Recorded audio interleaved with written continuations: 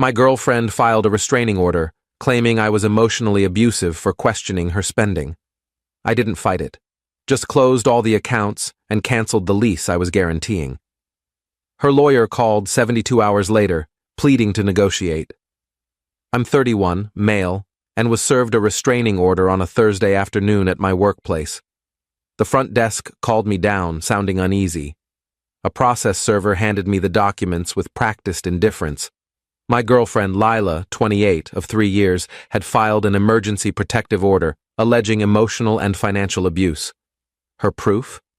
Text messages where I asked why she spent $1,800 at a high-end store after claiming she was broke, and an email where I suggested we set a budget. I read it in the lobby.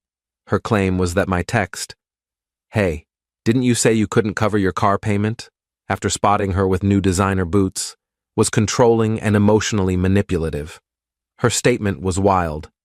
He tracks every purchase I make and grills me about money relentlessly, creating a toxic environment where I fear his reactions. Reality check. She had 4 credit cards in her name that I was paying off.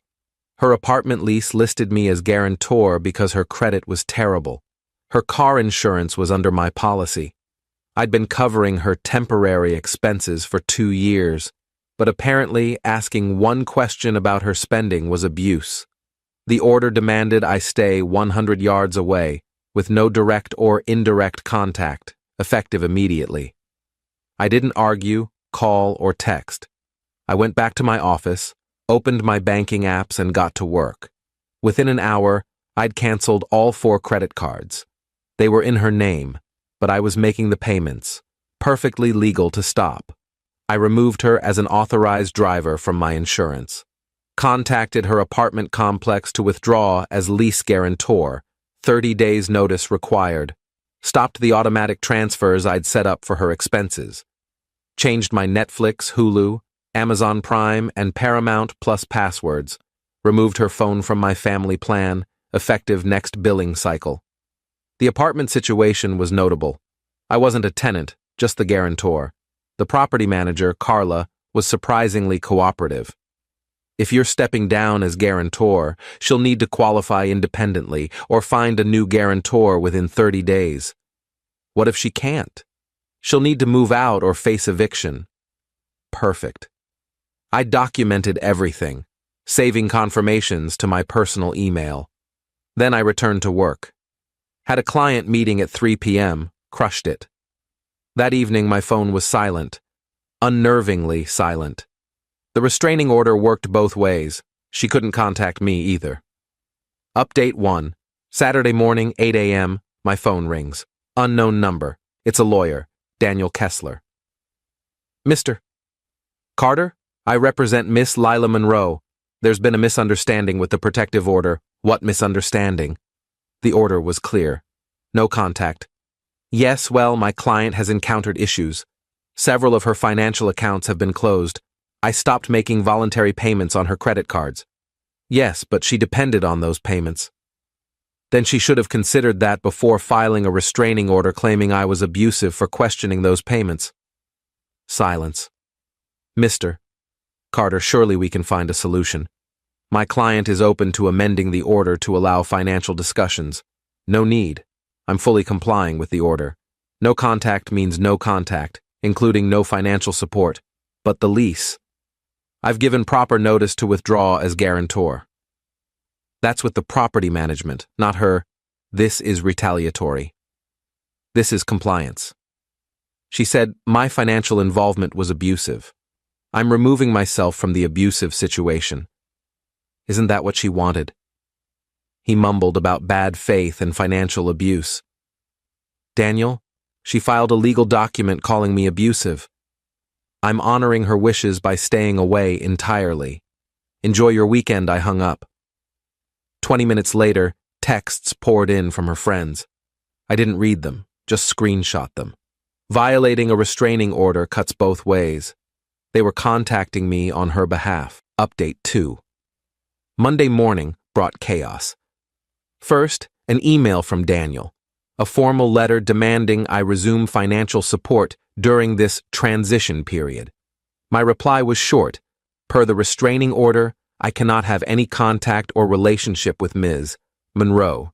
Financial support would constitute a relationship. Please advise your client I'm fully complying with the court order. Then came the social media storm, not the typical kind. Lila's best friend Mia posted on Instagram, "When toxic men use money to control women after being called out for abuse, part financial abuse, part narcissistic manipulation." But Mia slipped up. She shared screenshots of Lila's texts to her. "He canceled everything. I can't even watch Hulu. I told you the restraining order would make him notice, but now he won't pay my cards. The lawyer says he's not legally obligated, so he can just stop." This backfired hard. Someone sent me the screenshots. I forwarded them to my lawyer, hired Saturday afternoon. The real fun came Tuesday evening. Carla from the apartment complex called. "Mr. Carter, I'm required to inform you that Miss Monroe hasn't provided alternative qualifications or a new guarantor. She has 23 days left. Please confirm my guarantee ends as scheduled." "It will, but she came in today with her mother. There was an incident." "Oh?" "Her mother, Mrs. Monroe, tried to forge your signature on a guarantee renewal form." I sat up. "Excuse me?" "We have cameras and your signature on file. It was clearly forged. We've referred it to our legal team and local police. Wow." Update 3. Lila's mother, Diane, tried contacting me via LinkedIn, professional platform not covered by the restraining order, apparently. Her message, "James, this is absurd. You and Lila had a minor disagreement and now you're ruining her life. Step up and fix this." I didn't reply, just screenshot it. My lawyer, Robert, different from any past stories, was thrilled. She filed a baseless restraining order. Her own texts prove it. Her mother attempted forgery. They're harassing you through third parties.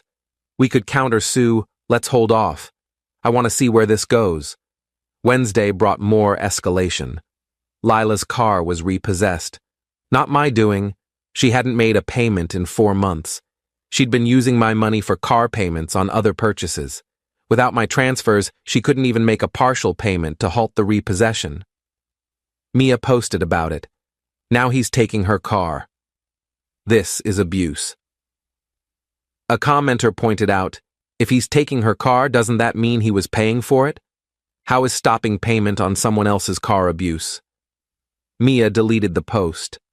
Thursday, Lila's credit cards started declining. She'd maxed them out in 3 days of panic shopping, assuming I'd cave and pay them off like always.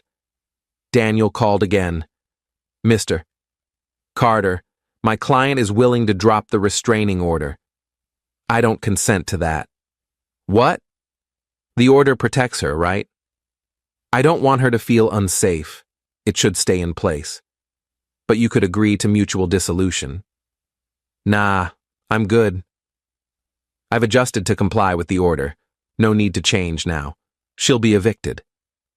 "That's unfortunate, but I can't be involved in her housing." That would violate the order he hung up on me. Update 4. The forgery charge became official. Diane Monroe was arrested at her Pilates class. Per the police report, public record, she'd tried forging my signature on multiple documents, not just the lease guarantee. She also attempted to add herself to my car insurance as Lila's guardian, Lila's 28, and tried opening a credit card in my name. That last one upgraded the charges to identity theft. Lila claimed she knew nothing of her mother's actions, but subpoenaed texts showed otherwise. "Mom, just sign it. He won't notice. His signature's simple. I've seen it tons of times. If you do the insurance, I can get my car back." Daniel withdrew as her lawyer, being linked to identity theft discussions, crossed an ethical line. Her new lawyer, some sketchy guy named Tom, sent a demand letter for emergency support, citing dire circumstances. Robert's response was gold. Our client notes that requesting financial support from someone Ms. Monroe claims is abusive would endanger her. We cannot in good faith facilitate such a risky situation. Meanwhile, I was thriving. Started a baking class with the money I wasn't spending on Lila. Posted a few Instagram pics. Nothing petty, just me making sourdough. Lila's friend Sophie messaged me. "You're letting her be homeless over a dumb fight?" I replied, "I'm respecting her need for protection from my alleged abuse. Would you rather I violate a restraining order?" She blocked me. Update 5. Things got bizarre and hilarious. Lila launched a crowdfunding campaign. Help a DV survivor escape financial abuse. Her story was gripping. Evil ex-boyfriend cut her off after she stood up to his abuse, needing funds for housing, a car, and essentials. She raised $73 in 3 days. Then someone, not me, posted her social media history in the comments. Designer purses, lavish dinners, spa weekends, all from the past year with captions like, "Grateful for a man who treats me right," and "When he surprises you with Gucci." The campaign was shut down for fraud. The best part? Her dad, Richard Monroe, divorced from Diane for a decade, contacted me. "James, it's Richard, Lila's father. I heard about the situation. Mr. Monroe, I can't discuss. I'm not calling about that. I'm apologizing. I know my daughter. I went through this with her mother.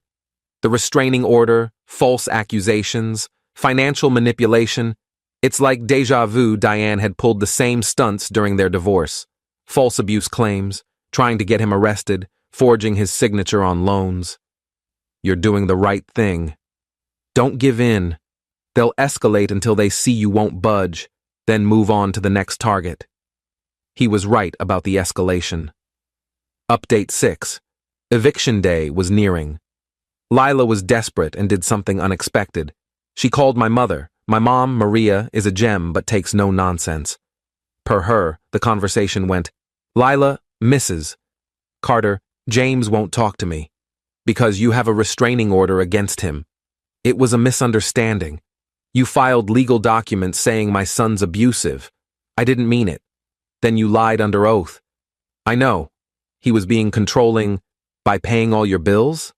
Lila hung up. My mom called me, laughing.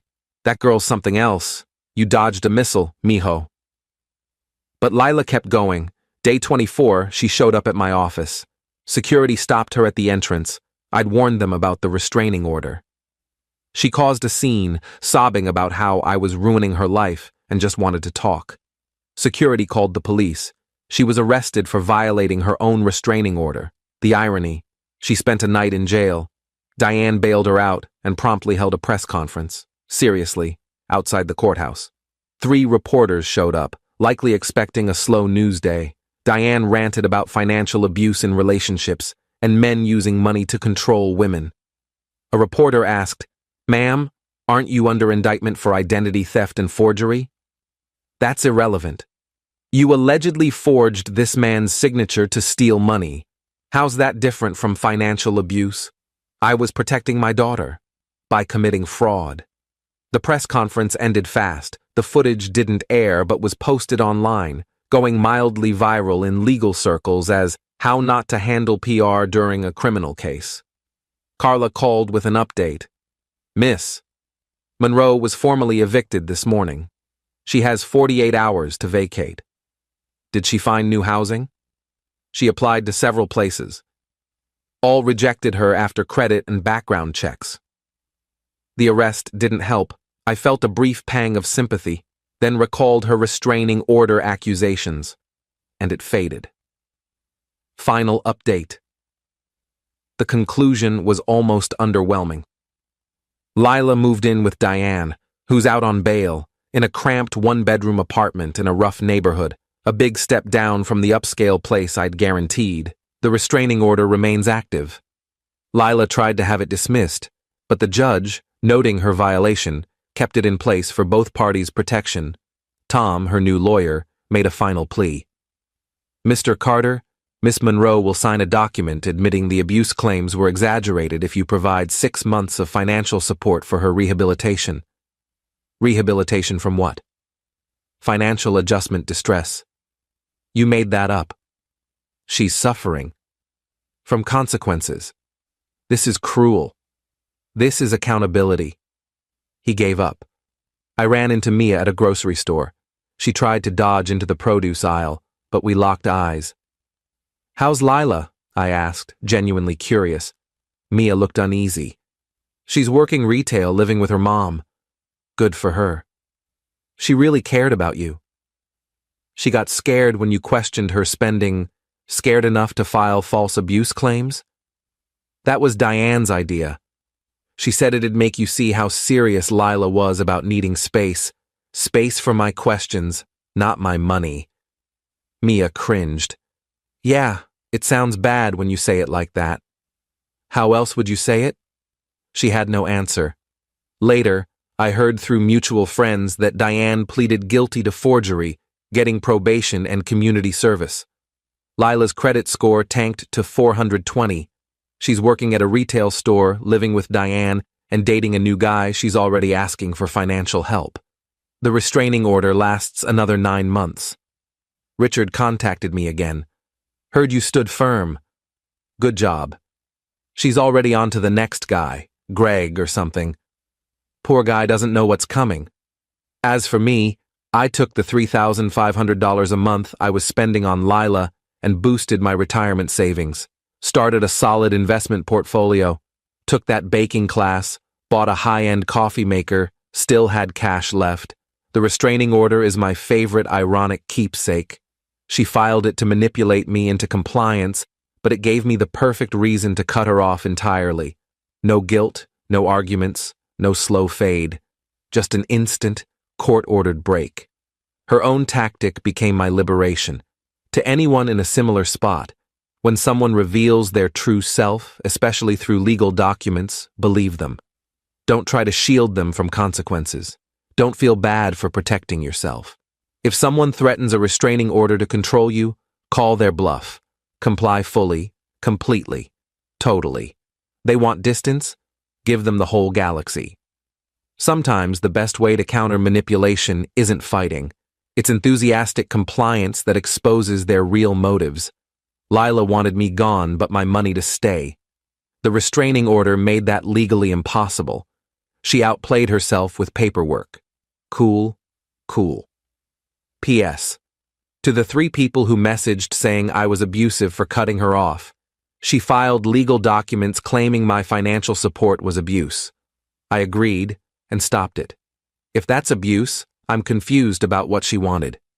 P.S. Yes, it's all legal. No, stopping voluntary payments isn't against the law. No, refusing to be someone's bank isn't abuse. Deal with it.